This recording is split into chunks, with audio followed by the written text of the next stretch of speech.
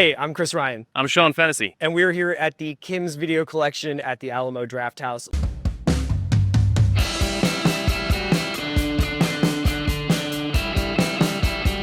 I'm from Long Island, so Long Island was dominated by Blockbuster, of course. So I spent a lot of time in Blockbuster from the ages of 2 through 8. And then when I became aware of real video stores, I begged my parents to let me join ATR, which was a very small shoebox style strip mall store that was 3 minutes from my house that had incredible curation. There was always a recent film that had come out that had an inspired by section.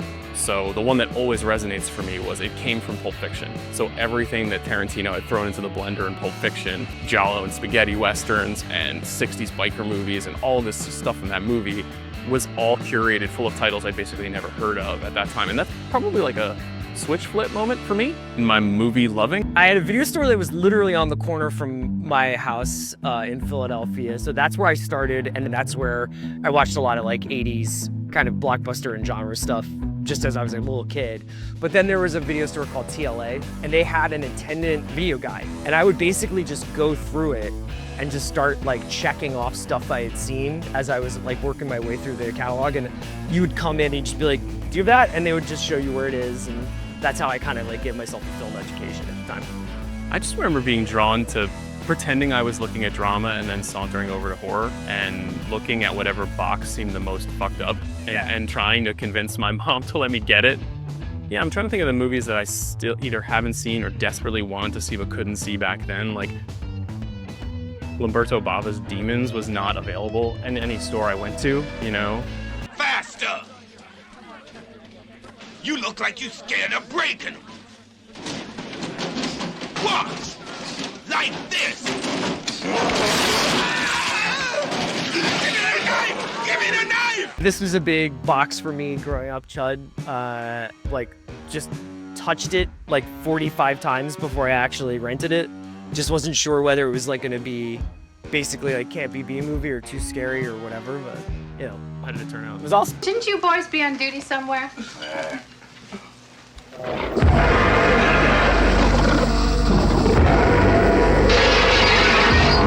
I deeply remember touching the Critters box in stores. Yeah, I think it was trying to get you in with the Gremlins like aesthetic, but obviously had some other stuff going on.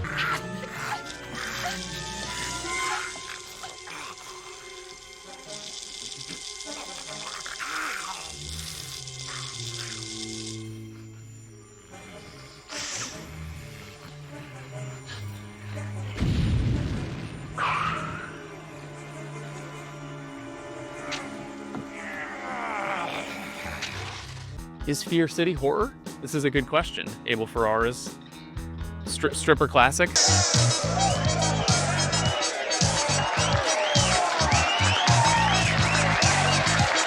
This is one of the movies that I went looking for as a teenager and could not find, Argento's Phenomena, which was weird because there was a Jennifer Connelly movie.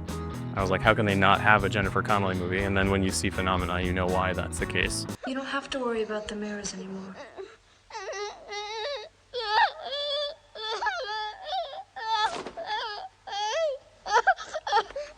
It's all over.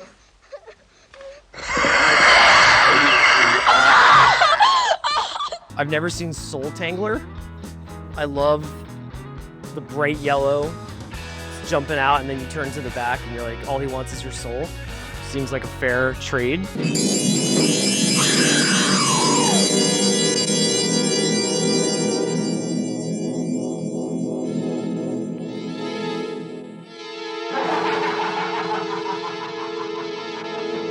The employee note says, a vastly superior version turns it from the worst sequel to one of the best.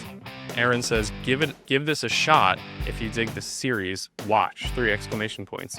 Quality on scale of 1 to 10, 4.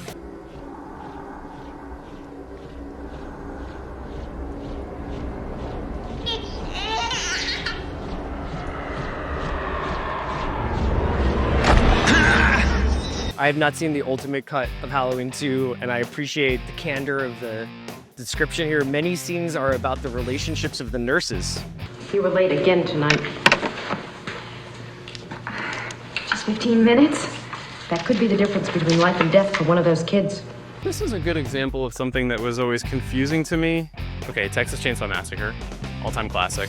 And then Texas Chainsaw Massacre, A Family Portrait, which is a documentary, but that you would accidentally rent instead of Texas Chainsaw Massacre. And then you would bring it home and you'd be like, when does the movie start? Yeah.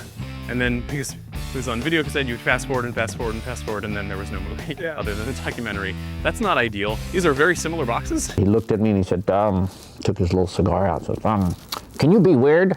I said, weird is what I do. This was on the Sci-Fi Network when Blair Witch came out. I had not seen this in a hard copy. It's a documentary that they released sort of right before and around the time of Blair Witch in '99, and is just about both the history of the woods, but also like Heather's journals and stuff like that. It's kind of cool to see a hard copy of it. Heather Donahue, Joshua Leonard, and Michael Williams disappeared in 1994 while shooting a documentary film project in the Black Hills area near Burkittsville. The 3 student filmmakers are still missing. You had to return movies. So you had like an assignment almost to basically watch this thing once you took it out. It's funny you say that because I'm trying to give my daughter that sensibility because we still rent movies every week now. And I tell her you can pick out two titles and we'll have them for a week. You have to watch it in that window, but also only when I say you can watch it, which is how I was raised. And I think like probably gave me a discipline as a watch. Yeah, there's like stuff in here that was really formative for me. Like even though I don't really like, I don't remember the last time I watched it, but like Half Cocked was a huge movie coming out of the indie rock era about a band on tour, but like the soundtrack, and it's like a fictional band, right? Like it's like they put together members of like Rodan and like a couple of other bands. First rule of show business, you guys, you gotta remember, leave them wanting more. But everybody's leaving, man. No, I swear to God, let them drool a little bit. I swear to God, it works. And then, yeah, it's really awesome how there's like all these, basically like these bootlegs. Like where's the Joy Division one that I just saw? Yeah, so there's this Joy Division one with a bunch of BBC television performances and some live shows and stuff. Dance, dance, dance, dance, dance to the radio. Dance, dance, dance, dance, dance to the radio. I'm not sure if I saw this one, but this was like, again, the only way I was able to see Big Black was this way. Just absolutely brutal. Oh, it's atavistic. So this is also like the Chicago label that would put a bunch of stuff out.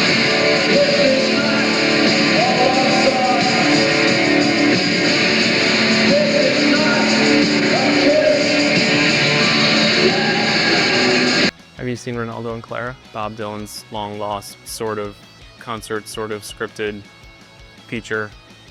On the back it says, but the first thing I should make clear is the fact that this is not, in all caps, a bad movie, as most vapid US critics unjustly labeled it.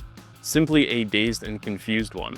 You want to talk to Bob, is who you want to talk to. Do I really? Yeah, Bob's got a lot more to say about it than I do. All right, I'll talk to Bob. You'll recognize Bob when you see him. He's got a hat on. You're not I'm not Bob. Watching people go through the store, if they were trying to have a very deliberate, like I'm going A to Z throughout the stacks, they all started with G.G. Allin, and I always feel like we had like a more complete G.G. Allin collection than we did like a, you know, Pavement collection. Oh yeah, Hated was like, yeah, I just never really saw a lot of guys renting this. I'm sure it was popular, but isn't it the Todd Phillips movie? Isn't this Todd Phillips' first movie? Yeah, yeah. Todd Phillips. Come on. Talk about it. Come on, don't leave so soon. See ya. This movie was just recently re-released on other formats, but are you familiar with this? So it's like a concert, lightly scripted movie starring Jane Fonda and Donald Sutherland. This was like a collective action documentary starring 2 mega movie stars released by a studio, largely overlooked for like 30 years. No, it will not be us who die. It will be you. It will be you. You who urge us on to battle. You who incite us against ourselves. You who would have one cobbler kill another cobbler. You who would have one man who works kill another man who works. I started working at Kin's in 2001, like in November, and it was actually like just an incredible way to live in New York City. When I was working in the music department, I was like, that's just a video store upstairs. Like I didn't think of it as something like super special, I think until after I stopped working there. Do you guys have a martial arts section? We are in the Hong Kong section. I will say that I have my best Kim story, which is sort of secondhand. Lou Reed came in, and Lou Reed, a little bit late middle age or early senior Lou Reed came up to him and was like, do you have martial arts movies? And Jeremy's from Australia. He's like, do you mean instructional or narrative? And Lou Reed said, both. So Chris and I grew up obsessed with Wu-Tang Clan, and so like our introduction to the 70s martial arts movies, the Chang Cheh movies and the Shaw Brothers movies, is almost entirely from rap dialogue, you know? Yeah, from samples cut onto rap records, so like Five Deadly Venoms. The toadstyle is immensely strong and immune to nearly any weapon. When it's properly used, it's almost invincible. I think it was just like, this was still the ripple effects of John Woo. You know, there were limits to what I could like do and what I had available at my fingertips in Philly and then even in New York. But that was sort of the organizing principle, is like, how much like hard boiled is this?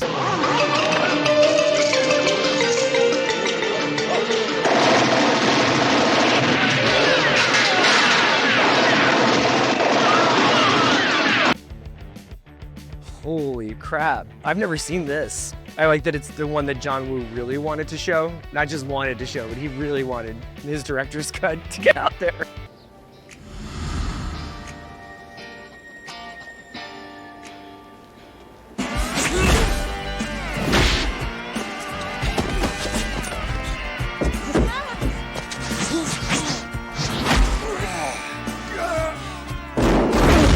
I wonder who made this, like, this card too, and like what information they had, and it's just really awesome. Yeah, this is funny too. Like, I've never seen The Bride with White Hair.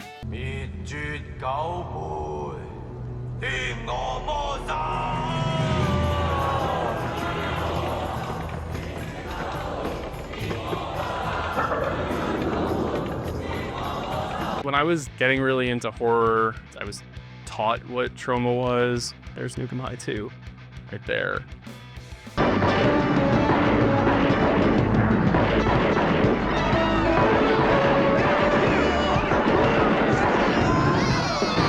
Lloyd and Trauma, I think, probably rewired my brain into what I think could be cool. Oh yeah, here's Killer Babe CIA.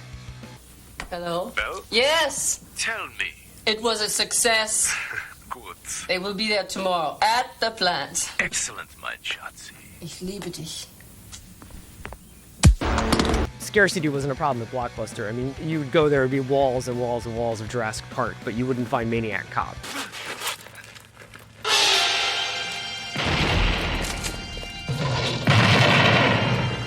Let him go, Cordell!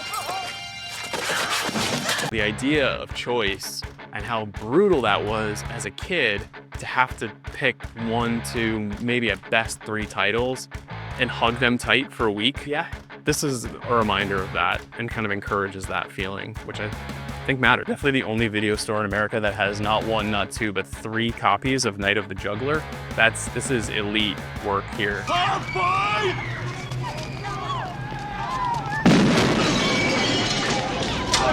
Even though some of these tapes look beaten up, they were just like, they were really handled like as like precious objects. Yeah, I'm kind of an annoying nerd about physical media and why it's important, and this is obviously a prime example of why it should be retained, supported, curated. I feel like I've barely scratched the surface, and especially when you come in someplace like this, you realize that you don't know anything.